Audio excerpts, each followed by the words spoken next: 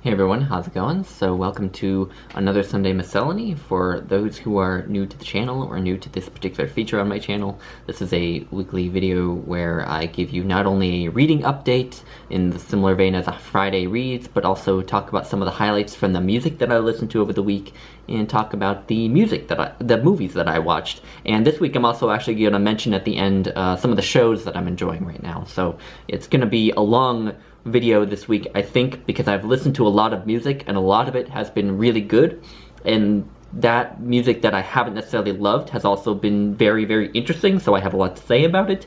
And then I have one book that I have a lot to say about, and then a couple other books that I finished. I actually finished 3 books this week, which is a lot for me. And then I have one movie that I really, really loved. So a long Sunday Miscellany, so, you know, grab yourself a cup of coffee or a drink or whatever, depending on what time of day it is or what your fancy is, or listen to this as like a podcast kind of thing. But anyway, I always start these videos off with the music, and for those who've been tuning into these videos for a while, you'll know that I'm making my way through The Lives of the Great Composers by Harold Schonberg, which is basically just a history of music through the lives of the many great composers from the Western tradition. And so I've been listening to pieces by each of the composers as Harold Schonberg has been discussing them. And we've arrived at a very interesting part of musical history. It's one of my favorite periods in musical history, from the late 19th century and particularly into the early 20th and mid-20th century, which I think is just a fascinating time in musical history. There were so many interesting composers working and so many interesting ideas coming up. We have, you know, the emergence of atonal music and all this sort of thing, and I just find it all so interesting. So 2 composers from this period that I tried to listen to this week were Claude Debussy and Igor Stravinsky.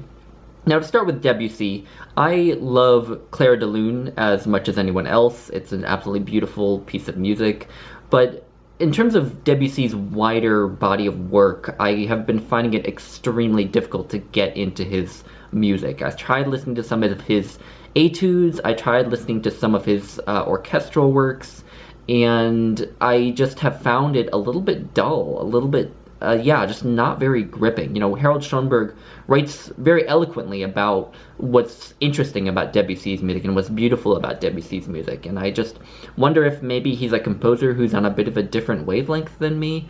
But I would be interested to know from people who are fans of Debussy, I know he has a lot of fans, what are some pieces of music by him that you think I should listen to? I do want to listen to his opera, Péléas and Mélisande.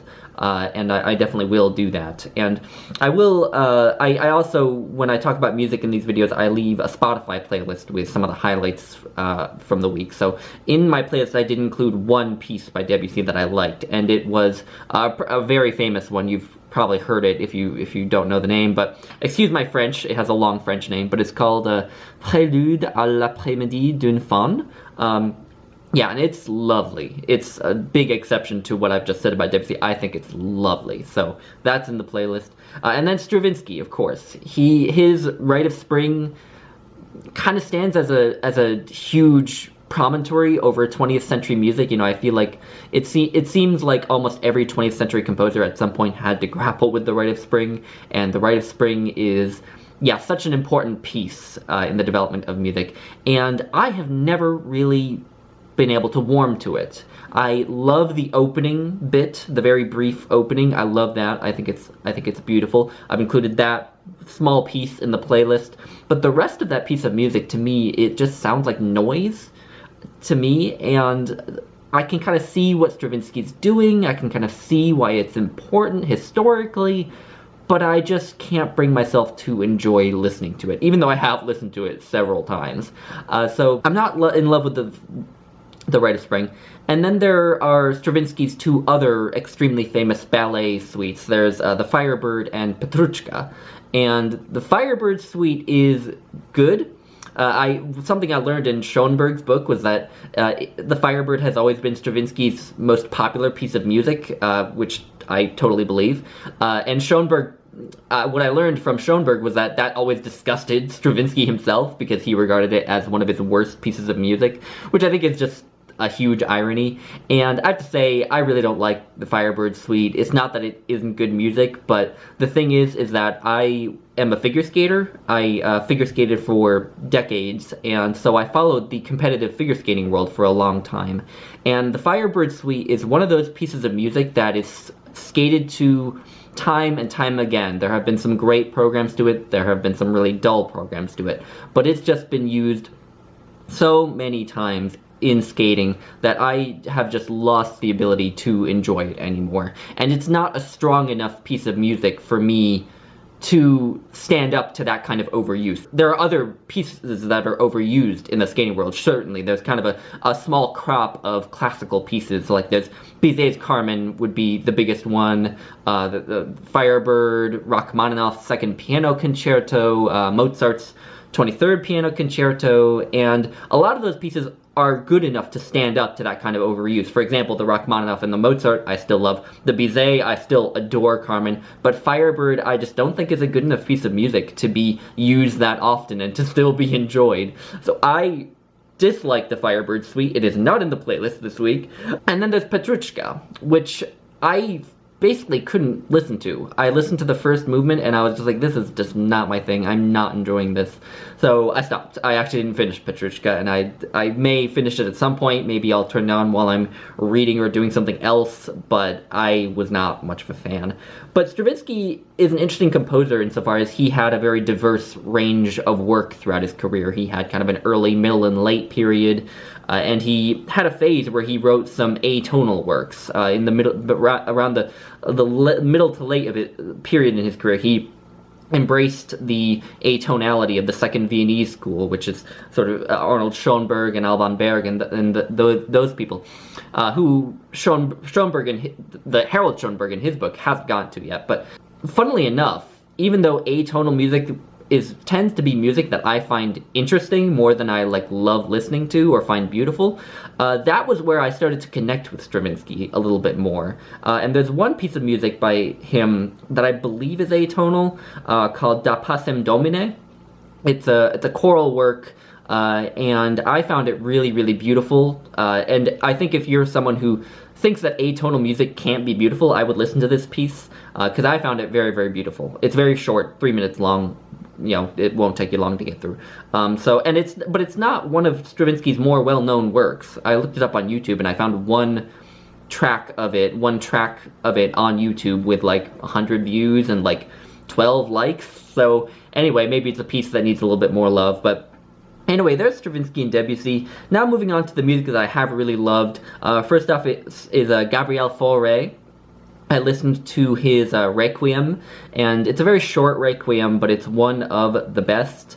It's just thoroughly beautiful, especially the Pie Jesu track in it, which is in the playlist this week. I also included a couple other pieces from this this Requiem in the playlist. The Pie Jesu, though, is just divine, you know? It's like when you listen to Bach and you just think, this can't be music written by a human being, it has to be written by some divine being. This is what I think when I listen to Faure's Requiem. It's so, so beautiful. And something I really also love about Faure's Requiem is that it's very intimate.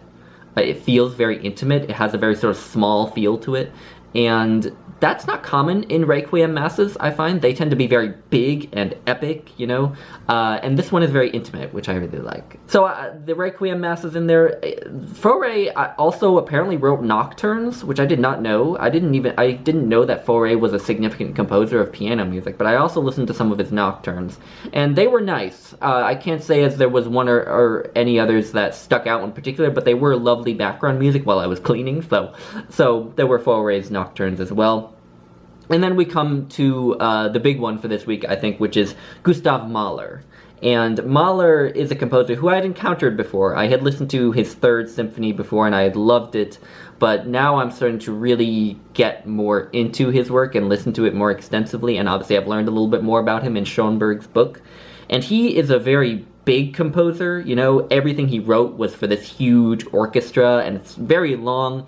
His Third Symphony, as I understand it, is the longest piece of music that is in the classical repertoire today. It's an hour and a half long, so it's an ambitious piece. I will leave some of the highlights in the playlist.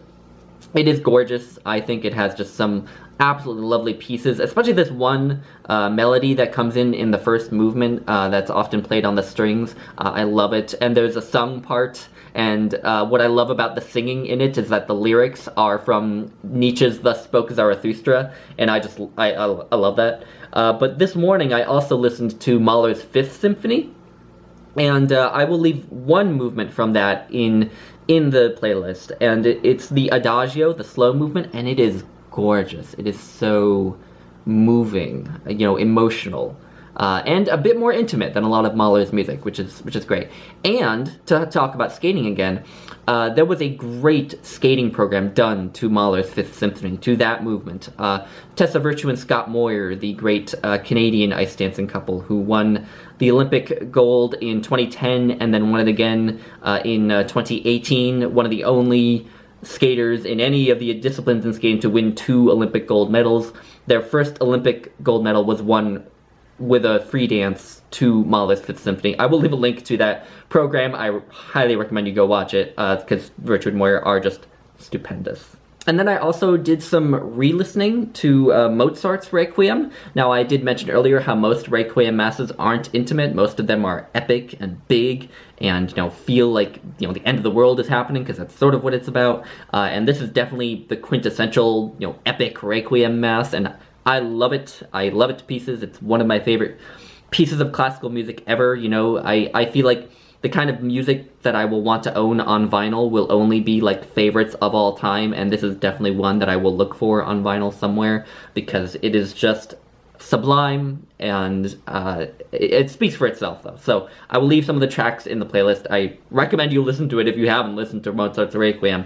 But anyway, last composer I'm going to talk about is a bit more of an obscure composer. His name is Ernest Chanson, and he's French. He was a contemporary of Gabriel Faure's. He was a student of César Franck, who I want to listen to a little bit, but who I haven't made much headway into his work.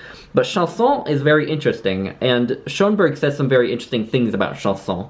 And I want to just read a little bit of what Schonberg has to say about him. Strongly under Franck's influence, Chanson composed a luscious, opulently chromatic music, in which the physiological action of pure sound occupies a major element. Is there anything in music, Tristan included, with the sensuous, almost tactile feeling of the poem? So rich is it that it is all velvet, and it definitely is not music for Puritans. It actually offends some listeners. This and the symphony in B-flat are unashamedly erotic, as much as music can be erotic. So I was intrigued by that, especially with the comparison to Tristan and Isolde, and I have to say that piece that he mentions, the poem, is a vocal piece, and I loved it. So whatever he's saying about people who like Chanson, it must all apply to me, because I was totally into it right from the get-go, so I will leave that piece in the playlist for this week. And then also there are going to be a couple pieces in there by Anton Dvorak, who I talked about last week. I'm leaving his Romance for violin and piano, which is just beautiful. It's only 12 minutes long. It is gorgeous. You can kind of see why it's called a romance, because it feels very kind of romantic, almost like you could play in a fantastical setting. And then the last movement from his Czech Suite, which I really enjoyed. Now I want to end out this section of the video about music with a little just discussion. I've been very interested lately in the way that classical music is used in films. And obviously I'm a big fan of Terrence Malick, who makes brilliant use of classical music all throughout his filmography. But then there's directors like Stanley Kubrick and Andrei Tarkovsky, who also use classical music in very different ways, but to great effect, I think.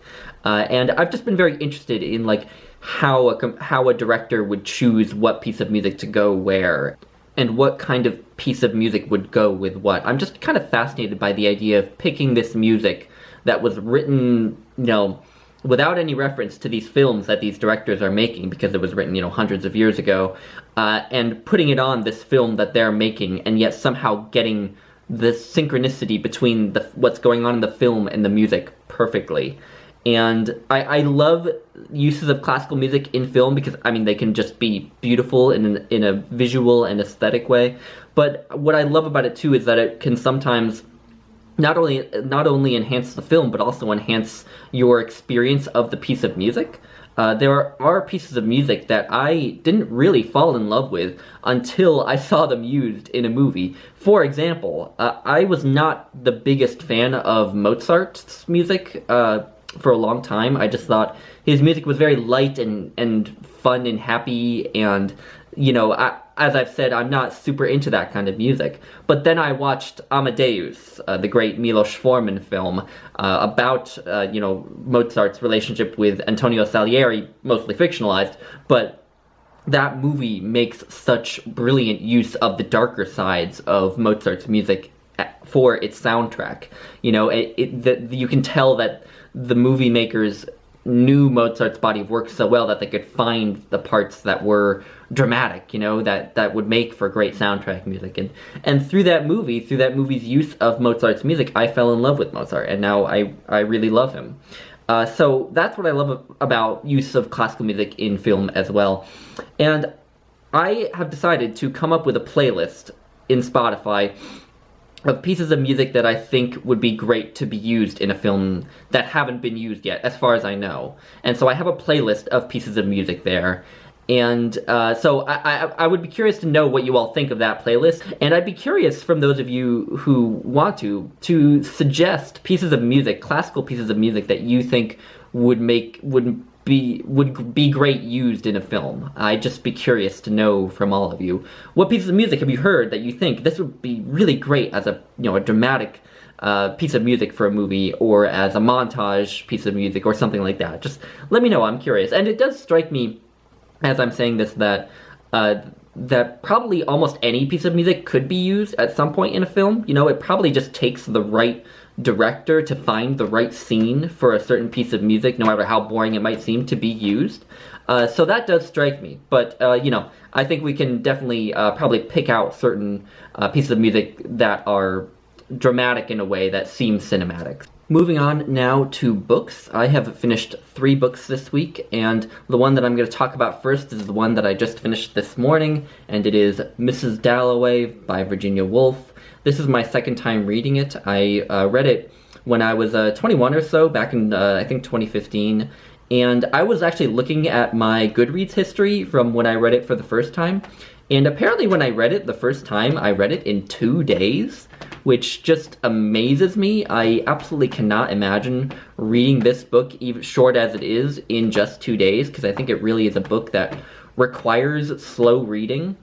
And I think it's kind of insane that I appreciated the book as much as I did when I read it back then, given that how fast I read it, because now I just feel like I could never read this book that fast and get everything from it that I should on a read. And I mean, I'm not saying I got everything that I should from it on this read. I think it's a book that lends itself to being read many, many, many times. I definitely see myself rereading it over the course of my life and seeing new things, because it's clearly working on so many levels. There are so many images and motifs and word plays and references in it that are just working on all sorts of different levels. And that's one thing I love about it. But the reason that it requires slow reading, I think, is because it's a novel that is telling a vertical narrative rather than a horizontal narrative. So, for example, in Tolstoy, you have a narrative where XYZ happens, and the purpose of the novel is to convey this plot, and through plot is revealed, character and psychology. Whereas this book, and a lot of other novels like it that would come after it, the journey isn't from point A to point B, like The Hobbit. It's about a journey into people's minds, it's delving into the psyches of all of these characters. Mrs. Dalloway in particular, of course, but also into many other characters, and we're getting a visit from Bessie. She's purring right now. This novel is about a journey into the minds of these characters, not a journey from point A to point B. And so that requires a certain contemplativeness as you read to really get what these people are doing. Because something that struck me while reading the book is that there are a lot of quotable lines in this novel, of course. The writing in this book is just absolutely stupendous. Just the writing alone would make it worth reading. It always strikes me when I read Virginia Woolf that she could easily have been a poet, just her eloquence, and it's not just eloquence in a typical prose style. It's like use of, you know, alliteration and almost rhymes, you know, within a passage, and, you know, assonance, things like that. She uses that to great effect. But to go back to what I was saying, a lot of the prose in this is extremely quotable, but that's complicated by the fact that any given piece of prose that you get from this book is always from one particular subjective perspective, you know, of this one character who is flawed, who doesn't always know what they're saying or what they're thinking or what they're doing, and, you know, has clearly screwed up, so maybe you shouldn't take everything they say too seriously.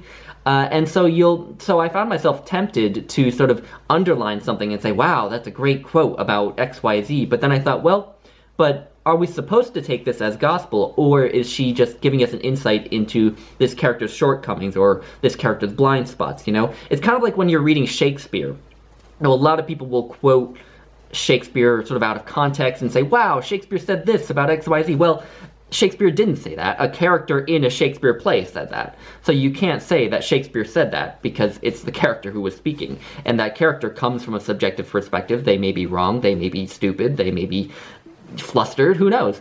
And the same thing applies to the characters in Virginia Woolf. You can't take the quotes from the writing that she imbues them with too seriously as like words of wisdom, because they might be indicative of a sort of underlying dysfunction of some sort. In one character, of a very bad dysfunction, but in other characters, just a sort of general dysfunction.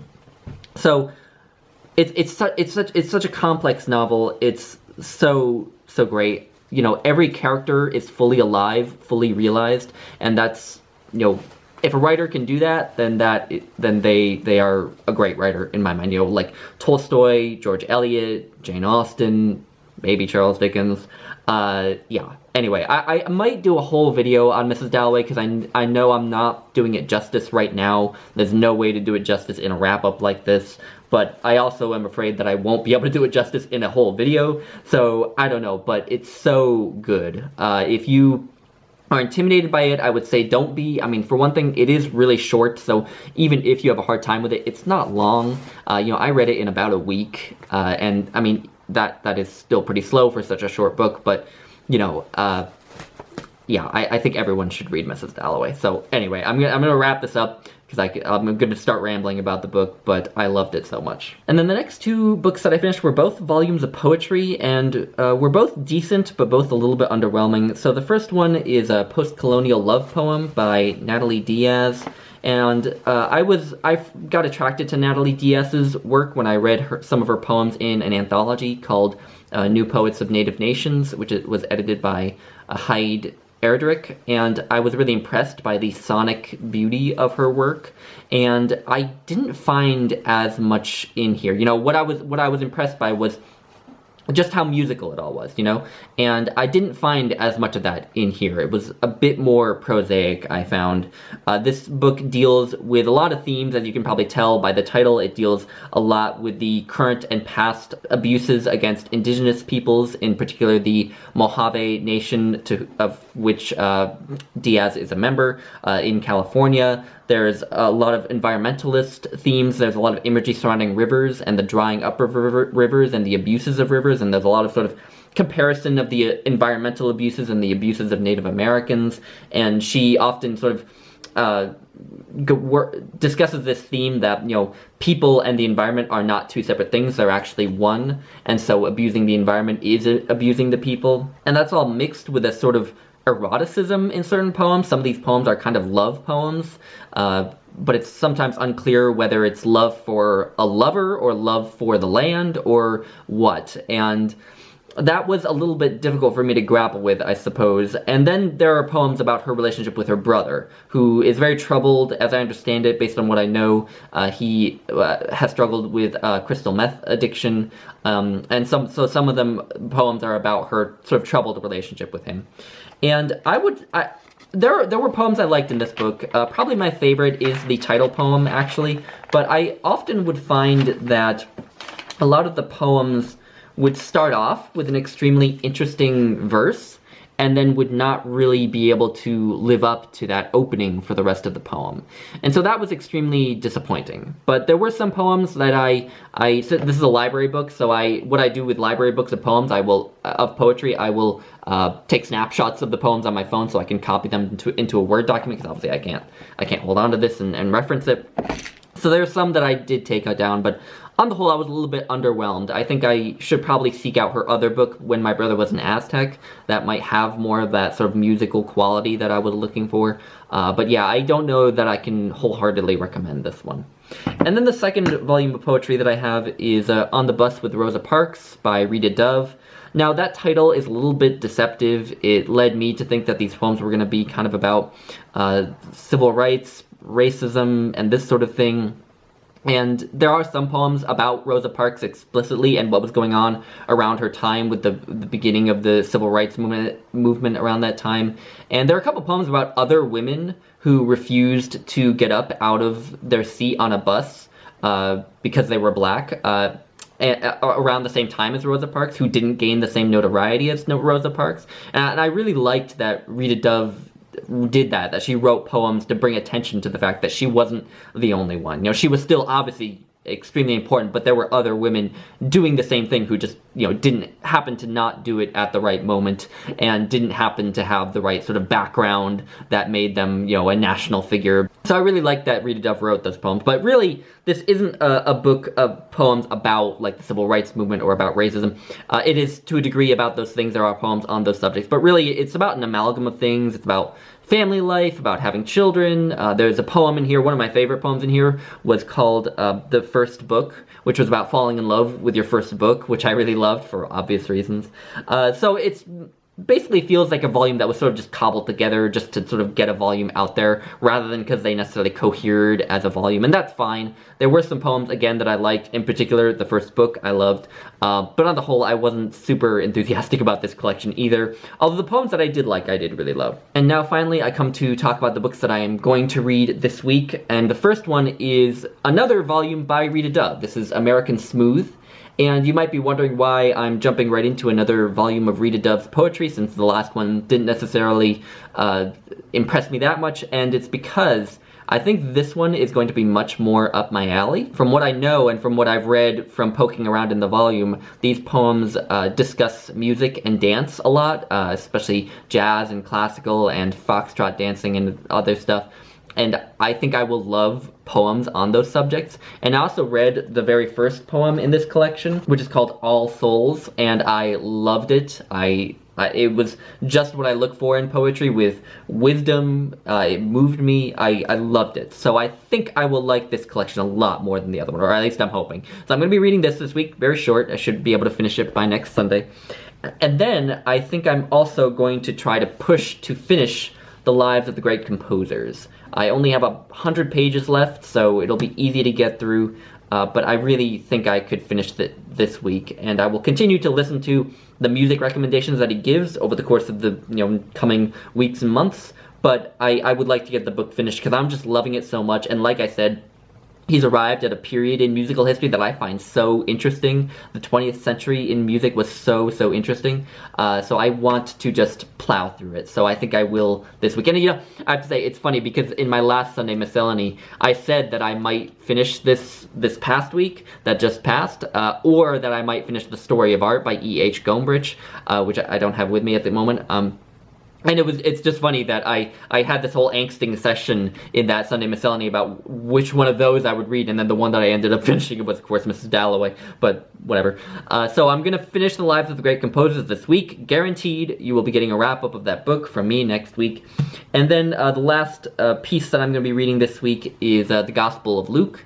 I actually finished a week ago or so, the Gospel of Mark, and I recorded my video on that yesterday, and that will be posting in a couple weeks, so look out for that. But I will be reading the Gospel of Luke this week, and hopefully making my video on that as well. And something I wanted to ask is, I really liked going through the lives of the great composers in these video series and listening to the music, and I'm gonna keep sort of doing that. Like I said, I will listen to his recommendations, maybe reference him, but I won't be reading him in real time as I listen to the pieces.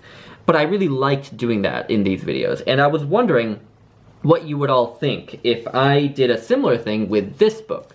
This is the Classical Music Lover's Companion to Orchestral Music. It's gigantic, 1,000 pages long. It's also, you know, a huge book. I mean, you can look at it next to my head. It has hundreds of pieces in it, and you know, it's not a book that I would ever start at the beginning and read to the end. That's not what it's for. It's more of an encyclopedia. And what I was wondering is what you would think of me going through some of the entries in here. You know, listening to the piece, focusing on one piece throughout the week, reading the entry on it, and then just giving a little bit of a chat about it in these videos. Would you guys be interested in that? Do you think that that would be fun? Let me know what you think, because this is a great book. If you're into classical music, I definitely recommend it. It can be very insightful, but you do kind of need to read the passage on each piece as you listen to the piece, or else it'll be a little bit difficult to get what the author's talking about. But anyway, so let me know what you think of that idea. And now, at long last, we come to the movies and the shows. As I said, I'm going to mention shows. I won't necessarily make a habit of mentioning the shows that I'm watching in these videos, because if I'm making my way through a long show, then I'm not going to be giving you an update every week, because, you know, it'll just be like, oh yeah, I continued the show that I started last week. But at the end of the video, I will chat about the shows. But first, the films. So the first film, I watched 2 films this week. The first one is called Light of My Life, which is from 2019. It's directed by Casey Affleck, and it takes place in kind of a almost post-apocalyptic, maybe sort of dystopian future where a pandemic has wiped out most of the female population in the world, and obviously, pandemic hits close to home. But it's in this world where there are almost no women. There are very few women. There are some women left. We learn over the course of the movie that there are places where there are groups of women who are sort of being protected, you know, with the euphemism being that they might be sort of imprisoned. But the main character is a man who has a daughter in this world where there are so few women. And she's very young, so she's sort of on the cusp of puberty, so she still sort of looks like a boy. But he's been having her dress as a boy and act as a boy, and has given her a boy's name. And so he's trying to protect her that way. And so it's just about their relationship, them making their way through this dystopian world where a lot of society has sort of collapsed. And it was interesting. It had some interesting pieces in it. I thought it played with gender in really interesting ways, you know, with this father talking to his daughter, who he was sort of treating like a boy. It had some interesting points about parenthood and him trying to discuss, you know, women's issues with her, you know, and that was interesting. But on the whole, I didn't find it super engaging. It kind of felt like The Road, Cormac McCarthy's The Road 2.0, you know, because you had the post-apocalyptic, you had the man's wife who died, that's another piece of the story. The dad's wife died from the pandemic, and in The Road, of course, the father's wife also died, although in that book she killed herself. You have the parent-child, you have the moving through the sort of, you know, not barren landscape, but, you know, moving through a post-apocalyptic world. It felt like The Road done again, and so that made it a little bit less engaging for me, but it was beautifully done, beautifully shot, great acting, great acting. Casey Affleck is the father. I can't remember the name of the actress who plays his daughter, but she is magnificent, and the other smaller roles are also really well done. So it's a well done movie, and definitely worth watching. It's a movie that I watched as a part of the film club that I host along with Jason from Old Blues Chapter and Verse, and when we got on Zoom to discuss it with several people, a lot of the other people really loved the movie. So I will just say that my opinion may be in the minority. So, you know, I will recommend you go watch it if it sounds up your alley, but I didn't love it. And then the movie that I just watched yesterday was A Man Escaped, or The Wind Bloweth Where It Listeth, from 1956, directed by Robert Bresson, the great Robert Bresson. This is my first Bresson film. I can't believe I'm only just getting around to watching any of Bresson's films, because I've heard so much about him. He was a massive influence on Andrei Tarkovsky, who is one of my favorite directors, so he's been on my radar for some time. This movie, it takes place during World War II, and it's about a man named Fontaine, who had been fighting in the French resistance against the German occupation of France, but was caught and put in prison, and this movie follows him as he tries to escape from his prison cell.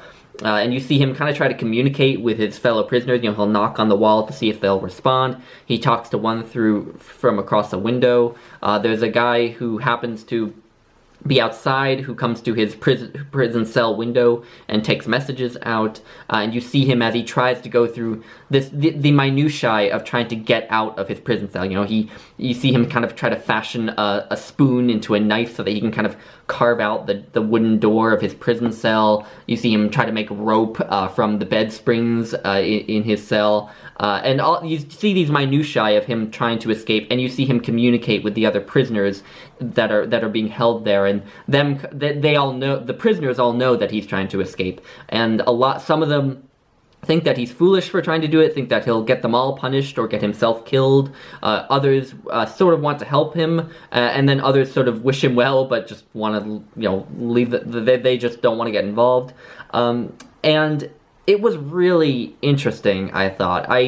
Never in a million years would I have thought I could be so gripped by just watching a guy, scratching a spoon on the side of a prison door, or carving wood out with a spoon, or making, wire into a rope. But I was so mesmerized throughout this whole movie. But I really think that what this movie is actually about isn't really about escape from prison. It's not about World War II. There isn't much commentary on Nazism or anything like that. What I really think it is kind of a parable about the human condition. Almost, you can think of it it's almost like a Beckett play, I could imagine this as a Beckett play, where each human being is trapped in a prison and they can only communicate by, knocking on the door, maybe talking a little bit across the window, if they can do it when guards are gone, stuff like that. I can imagine that as like a Beckett-like allegory for the human condition.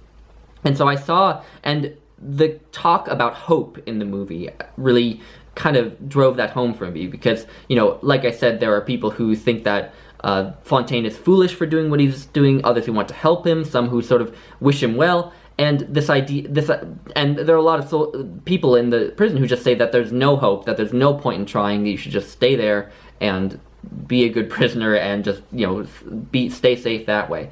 And this talk of hope sort of it felt like talking about hope just in general, in the general human condition, like we're all prisoners in a prison and we all need to somehow find a way to have hope, or we hope we will. And some people don't, right? There's one prisoner who says that he tried to kill himself, but couldn't because the rope broke.